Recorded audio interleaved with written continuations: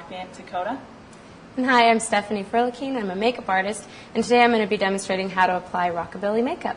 So first things first, when we are putting on any sort of makeup, especially for outdoor use or anything like that, you want to make sure that you have something on your skin that has SPF in it, something that's going to help protect your skin against the sun. So I'm going to start with a face base that actually is just going to help even her skin tones out. And then I actually use SPF inside of my foundations. It's important also to get it underneath the eyes so that you don't end up with crinkles unnecessarily. There's a spray moisture, and it just adds that extra little moisture to your face. When you're brushing on your foundation, you don't want to. I don't think it matters which direction you necessarily go, as long as you end up with a really smooth look, and as long as you're not pressing or pulling the skin very hard. You don't want to stretch out the skin around your eyes or around your face. To avoid getting the line around your jaw and hairline, you need to make sure you use a color that actually matches your skin, and you need to blend it, because if you want to wear something that's a little bit darker, then you're going to have to put it on your neck. Because unfortunately, you're putting a color onto your face that if it doesn't match, you got to make it look like it does. So you kind of have to fake it. And then I just go over it and pat it down with a sponge really lightly. Take out any of the remaining brush marks. The thing with rockabilly is that it takes after the pinup girls from the 40s and 50s, and it's a very natural, clean face. And I'm going to go over her whole face with a pressed powder, kind of seal everything in, because she's going to be outside most of the day. So for her eyes, I'm actually going to use a cream blush, because again, we're going for that natural, very, very classic look here. A really natural champagne color in her crease area with a crease brush. And it'll kind of pick up onto the areas where I already have the cream shadows, and it'll set those for a really long time. Now I'm going to give her the cat eye that makes rockabilly makeup rockabilly makeup. Now again, I'm going to use a cream liner. It's Smashing Caviar, which is one of my favorite colors. And there's two different brushes you can use. You can use an angle brush or a flat liner brush for this. I'm going to do both. When you put on a cream liner, you do want to use smaller strokes so that you can make sure that you're being very accurate with the placement of it. You don't want to do one long sweep and then find out that your eyes are two different shapes, because then one will look open, one will look closed, or one will look wide and one will look long. With a flat brush, you want to tap it in more than you want to sweep it on, because you just don't want to trust that little edge to do its own thing. You want to make sure you're in full control of it.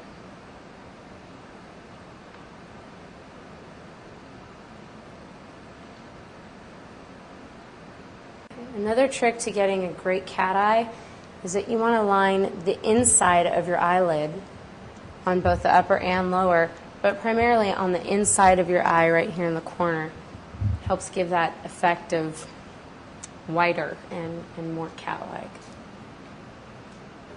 Now I'm going to line the inside of her eyes, look up, on the lower level of them, on her lower lash. Just to add a little bit of love to her cheeks. See. Another trick with mascara is to use the mascara wand on the top part of your eyelash and then on the bottom, pulling it up. That way when you blink, it's not white on one side and black on the other. Also use a really good dark black color for this kind of look. If you want to practice a certain look, it's always really fun to use your little sister as a model. It'll make her feel really special. Or a little brother. Or your little brother. I've already powdered her lips. Powdering your lips first is going to give your color a much longer lifespan. This kind of look, for a rockabilly thing, you really want to have a nice luscious red lip or pomegranate color or something, depending on your skin tone. Maybe something with a little bit more pink base as opposed to red base.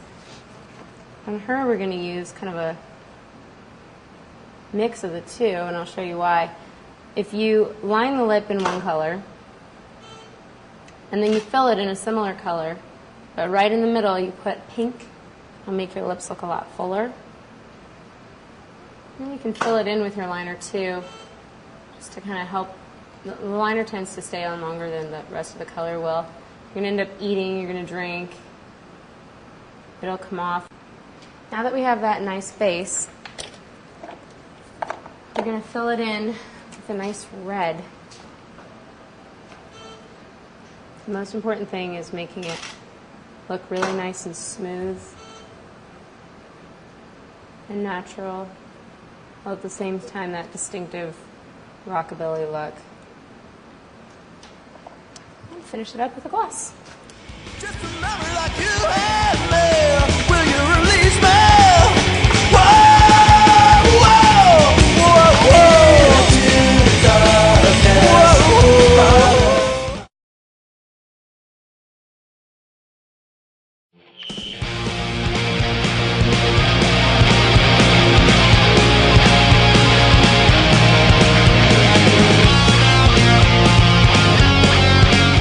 Hi, I'm Liz. We're at Domain Salon, and I'm going to show you how to do a rockabilly pompadour. So the first thing we're going to do is take out a rectangle. So we're just going to, or is it a triangle? Just kidding, triangle.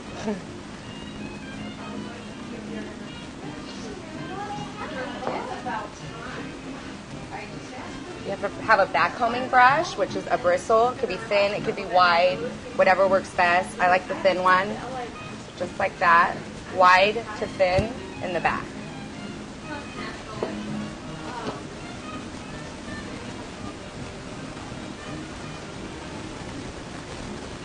And I'll usually take this, and most people at home will have a bobby pin or any kind of clip. I'll put this right in my face and get it out of my way. Unfortunately, we don't want it in your face, so we'll let it sit. And get that right out of the way. You have two options from this point. You can do one high ponytail like this, or you could actually take it and do two ponytails where it looks, you like the two? Okay, you want me to do it the two then? Okay. Okay, so I've taken the parting out in front. Then I'm going to take some Enjoy creamy pomade. And just a little, like a little finger's worth, and make sure that it's really mixed in. Any kind of wax that you use, make sure that it's really mixed in on the hand so it's not going to show up in the hair. And then for my first ponytail, I'm going to take it right here behind the ear. Same on the other side, take it behind the ear. And take apart. Now we smooth it as tight as we can. Make sure that there's no lumps in it. It's a good rubber band.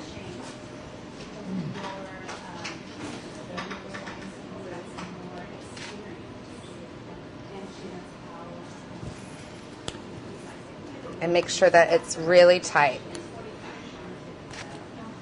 The wax is especially important right here. Everybody has a different hairline, and we always have the little hairs underneath.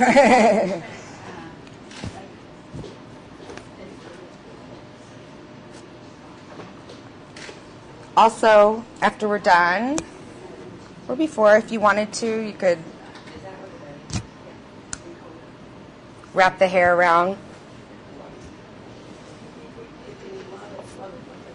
to hide the ponytail. Now for the fun part. You want to make sure that the hair is dirty, either wash that day earlier or the night before. I like to add hairspray before I ever start backcombing, just to make it feel dirty and have some grip.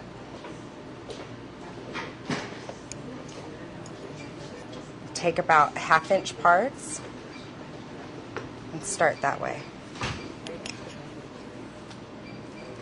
This is how we backcomb. pull the hair up. You want to take the hair and try to brush it down to the root.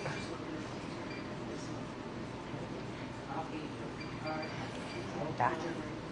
So it should look like a nest. And voila, we're done.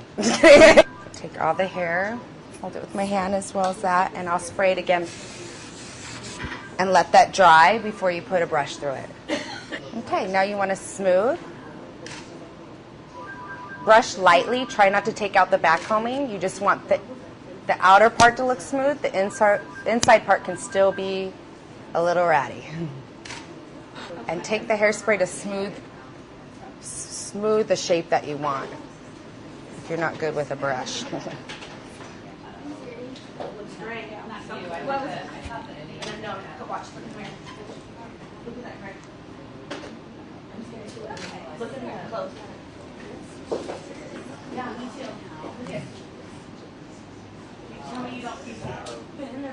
Try to get the shape in before.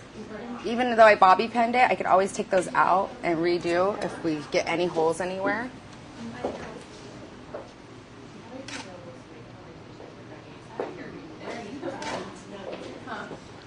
No matter what, when you do it at home, if the pomp's not perfect, it's fine. As long as this is really tight in here and you took out the right section, it'll work. Just keep trying. Tomorrow, they